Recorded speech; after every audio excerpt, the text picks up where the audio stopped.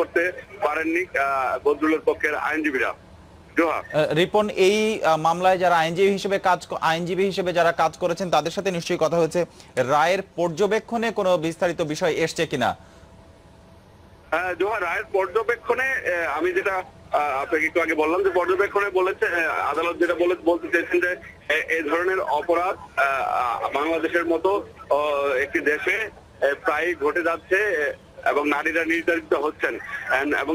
যে সকল আইন রয়েছে সেগুলো যদি ভালোভাবে প্রয়োগ করা হয় তাহলে হয়তো এই ধরনের অপরাধ আর দেশে থাকবে না। এবং যেটা বলতে চাইছেন যে বদরুলের মতো অনেক ছেলেরা রয়েছেন যারা প্রেমে প্রত্যাখ্যান হয়ে হিংস্র মনোভাব নেন এবং এই ধরনের ঘটনা ঘটান, তাদের জন্য এই রায়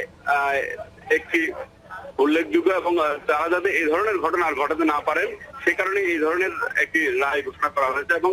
রায়ের সর্বোচ্চ শাস্তি যাবজ্জীবন দেওয়া হয়েছে। একটি কথা বলে রাখি যে এই মামলাটি আসলে মেট্রোপলিটন ম্যাজিস্ট্রেট প্রধান আদালতে চলছিল, সেখানে কিন্তু এই মামলায় রায়ের সর্বোচ্চ 10 বছরের সাজা দেওয়ার ক্ষমতা রয়েছে। সে কারণে রাষ্ট্রপক্ষ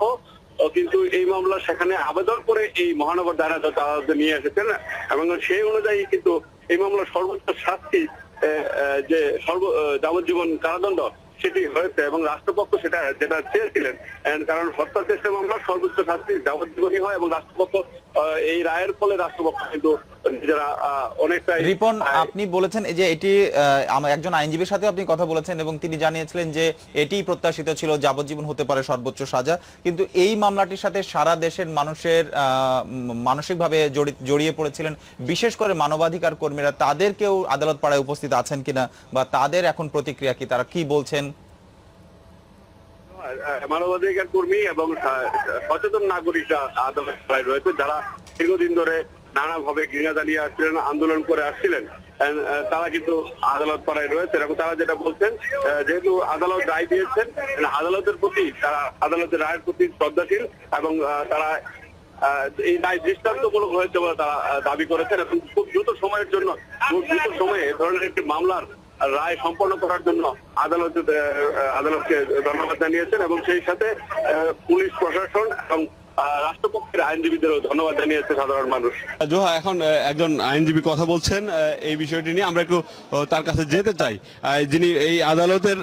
পাবলিক প্রসিকিউটর, তার কাছে একটু আমরা যেতে চাই। অ্যাডভোকেট মফুর আহমেদ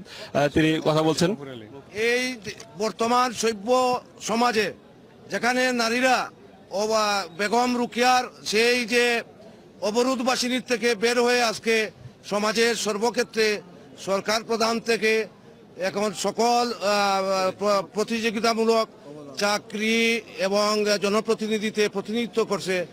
এই সময়ে এই ধরনের আঘাত এইটা নারী জাতির প্রতি চরম অবমাননা।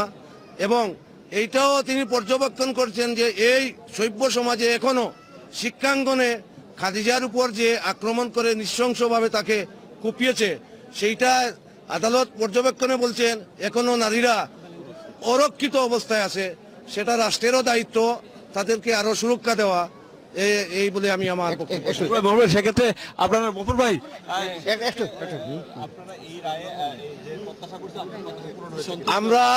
আমরা সন্তুষ্ট এই কারণে এই মামলাটায় আদালত পর্যবেক্ষণে কিন্তু 3 ধারাই আসামির বিরুদ্ধে প্রমাণ হয়েছে মন্তব্য করেছেন, কিন্তু যেহেতু 326 ধারায় সাজা দিলে 324 ধারায় সাজা দেন নাই, 307 ধারায় দিলেও একটা প্রিন্সিপাল থাকার কারণে বা আদালত মনে করছেন যে উভয়টার সর্বোচ্চ শাস্তি যাবজ্জীবন, 326 ধারায় যাবজ্জীবন কারাদণ্ড দেওয়ার কারণে অন্য ধারার অভিযোগে তাকে কারাদণ্ড দেন নাই, কিন্তু 326 ধারায় আজকে যে সর্বোচ্চ কারাদণ্ড প্রদান করেছেন এটা বাংলাদেশে এখন আমরা আমাদের পেশাগত জীবনে এখন পর্যন্ত শুনি নাই।